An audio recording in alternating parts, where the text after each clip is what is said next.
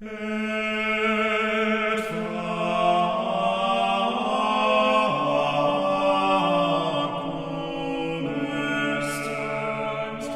Phillips is here with me today. He's going to talk about the new album from his Grammy-nominated vocal ensemble, New York Polyphony. Now, local listeners here just might remember that group from their appearance at Bowling Green State University several years ago. Craig, welcome to FM 91. Good to talk with you again. Thanks so much for having me. Yeah. This new album is called Lamentationes. It's from the Lamentations of Jeremiah. And it's music by, well, two Spanish composers, one Portuguese composer of the Renaissance period. And I have to admit, before we even get started, you know, the 15th century, 16th century Spain is not my strong point. So you're going to have to kind of lead me through all of this. Sure. Yeah. Although I have been listening to the album, and there's some remarkable music on here. It's really a journey of discovery, listening to the works on this disc. I wonder if you can start by just giving us an overview and talking about these composers that you've included. Sure. In terms of Spanish Renaissance composers, we tend to know the composers of the generation that follows Peñalosa, who's kind of the lead guy on this disc. So we know Victoria and, to maybe a lesser extent, Guerrero. So this is kind of a deeper dive, and we have found in singing this repertoire that this is material that people need to know more about. If you're thinking contemporaneously, Peñalosa was writing about the same time as Josquin, so the Frankish Flemish school really kind of dominates and overshadows some of the activity in other regions, in Spain in particular. Peñalosa and Escobar, one of the reasons why we don't know as much about them, unlike some of their contemporaries in other regions, their music did not travel. So in the case of Peñalosa, the two lamentation settings, I believe, only exist in two manuscripts total at the Tarazona Cathedral. So you didn't really have a lot of dissemination of this material outside of Spain. And I believe the same is true of Escobar. We do include a Guerrero piece on the disc as just kind of a comparative tool. And, when we're arranging music, we want it to be as much of an album experience as possible. So it's not just kind of a laundry list of repertoire. Yeah. Well, there's a lot of stuff sort of going on behind the curtain, as it were, in the way that you've chosen and arranged the pieces on this particular recording. As you mentioned, the Guerrero sort of being the mirror that you can view the other pieces in to a certain extent. Talk a little bit more about Francisco de Peñalosa, because there's some remarkable stuff on here that I hadn't heard before, including the cuts from his Missa l'Homme Armé, which is, just about everybody was writing one of those back in the day. Yes. Well, in terms of biography, we don't know too much about Peñalosa. We do know that later in his life he was reprimanded because he was traveling too much and going to Rome and whatnot. So he wasn't actually in a station. So that's kind of an interesting little tidbit about him personally. The Mass, believe it or not, has never been recorded, and neither have the lamentation settings. So I believe we do three of the movements.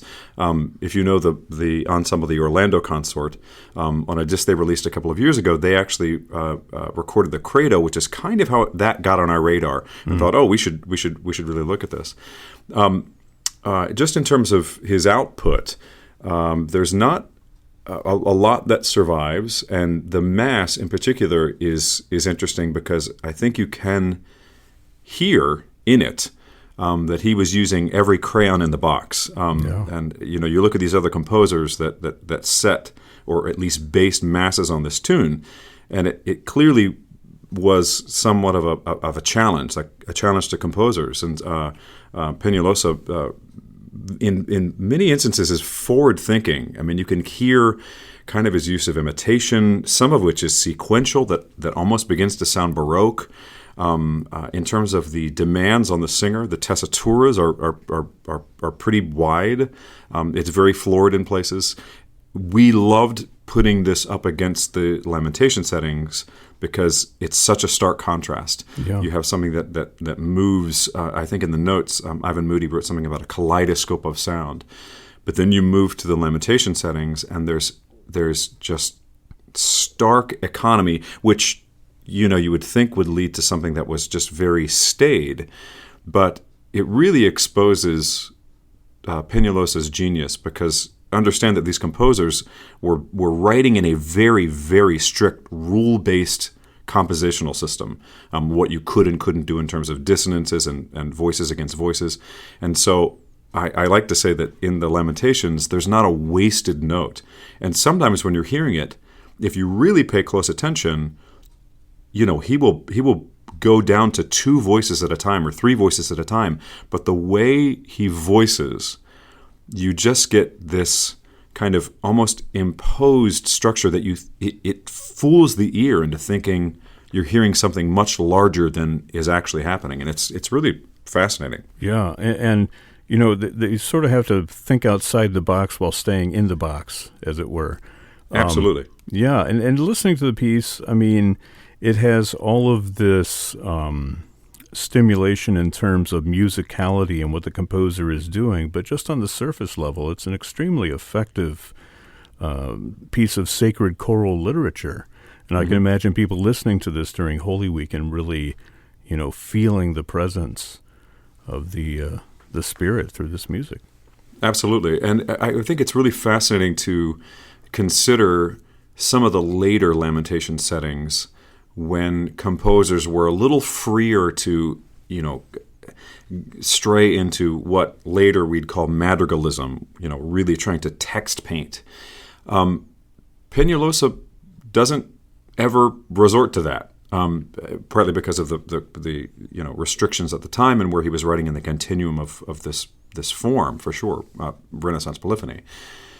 And yet, he still manages to convey such depth and such pain and suffering. It's really spectacular how much he can do with so little, in a sense. Yeah. I want to go back just briefly to that Missa L'Homme Armé. You've got 3 different tracks here from Peñalosa's setting of that Mass, including the final track on your CD, the Agnus Dei. And what strikes me right away is that you hear the melody, but it's soaring way high above everybody else, and then there's this completely different thing going on underneath. It's an interesting juxtaposition. Mm-hmm. And I wonder if you wouldn't mind, I'd like to just play the opening of it so we can listen to it for a second.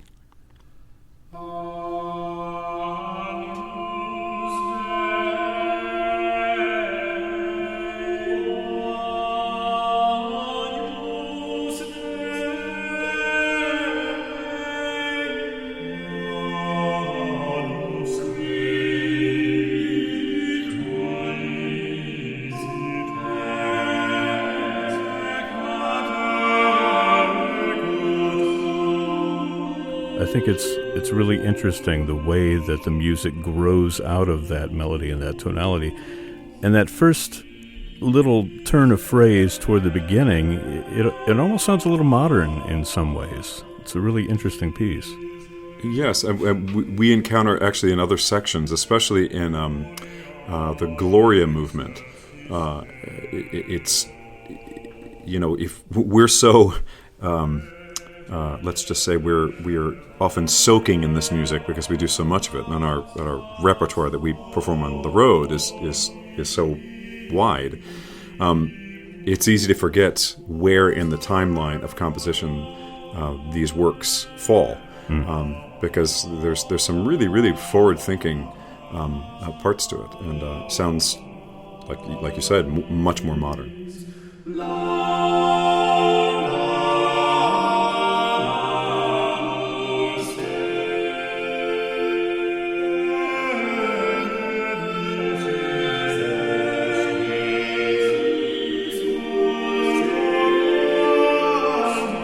Well, you said the Credo had been recorded, but you made the premiere recordings of the other selections. You didn't have to go to Spain to find this music, did you now? I mean, is it available?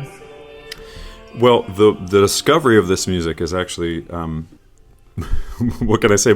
Not boring is not the right word, but it was a strike of good luck. Yeah. We happened to be looking for some new repertoire, and I should explain that New York Polyphony, over the course of our time together, believe it or not, we're entering our 14th season, which is just hard to believe. Wow. We've made an effort to find music that we feel was intended for our voice types. And so we're looking for music that was intended to be sung by just men's voices as opposed to men and boys, or adding trebles and just transposing it down. So we were just kind of open to the idea of taking on some new repertoire. And I happened to be in a library in Greensboro, North Carolina, where I was finishing my doctorate. And I literally walked by one of the Opera Omnia recent publications, scholarly editions of Peñalosa Lamentations. And I thought, Peñalosa Lamentations? And I pulled it off the shelf and opened it up. And even just looking at the spread of voices and how the stratification worked, it jumped off the page. It looked like it was written for us. And so we kind of auditioned the piece in some concerts, and we instantly fell in love with it. I mean, it was just a spectacular, really lucky break. And we've been in contact. It was the edition was prepared by an Australian musicologist named Jane Hardy, and we have her blessing for this recording. In fact, she just received it, and she's over the moon. Mm-hmm. So it was a kind of a lucky find. Yeah.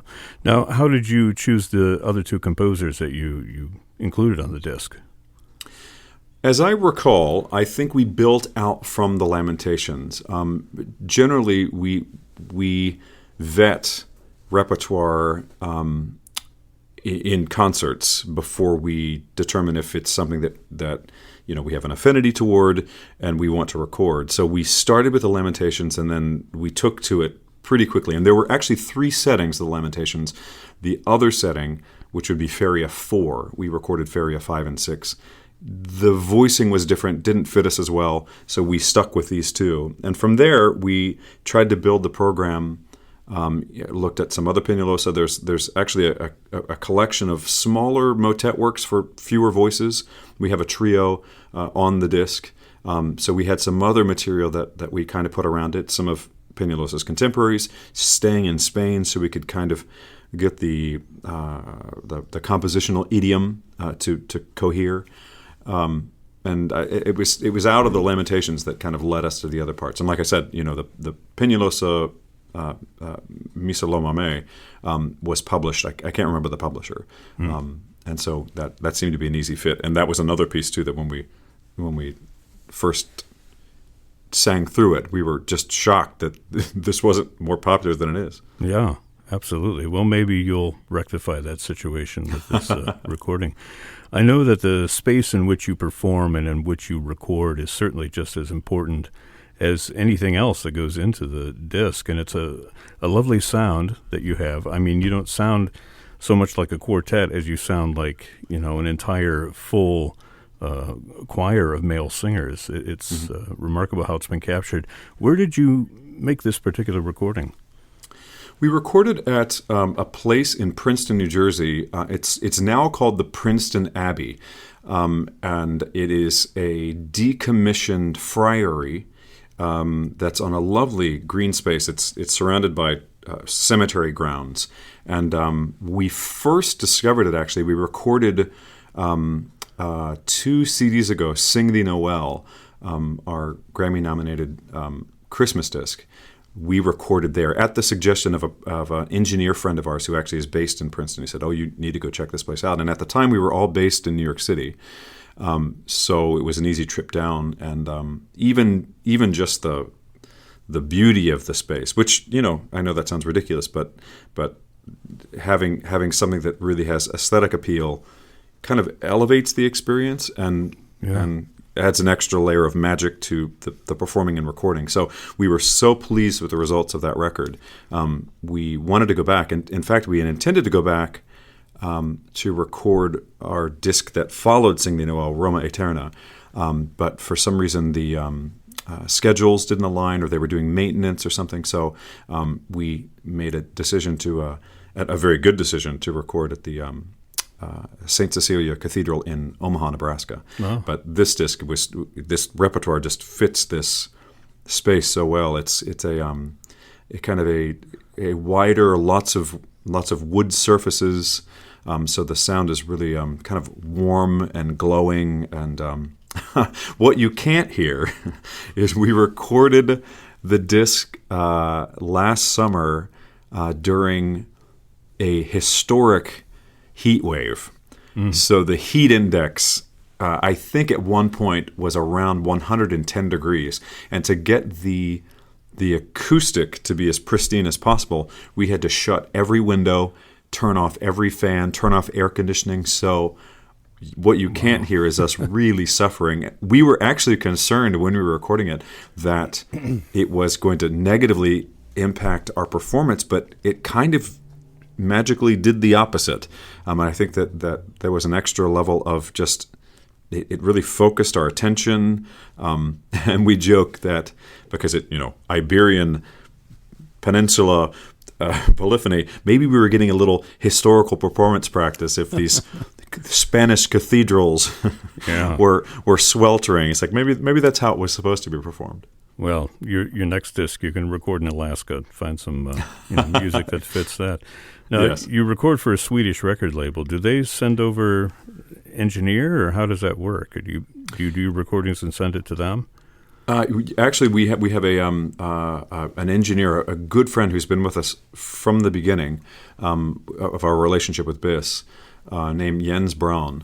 And he comes over, and BIS, because they're committed to super audio and very high resolution audio formats, they're very particular about the quality of the equipment that they use. So they have a couple of sets of really high end, expensive equipment that they ship to wherever we are, and Jens does his magic and sets everything up so we can get the best sound that we can.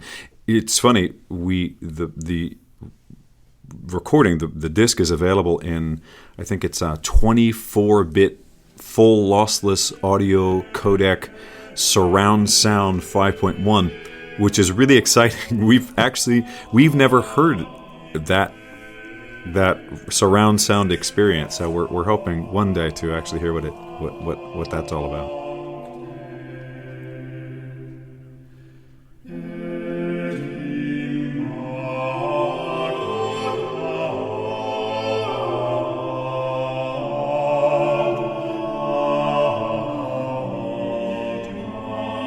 Craig Phillips has been talking with me. He's from the Grammy-nominated vocal ensemble New York Polyphony, and they have a new recording out, the Lamentations of Francisco de Peñalosa.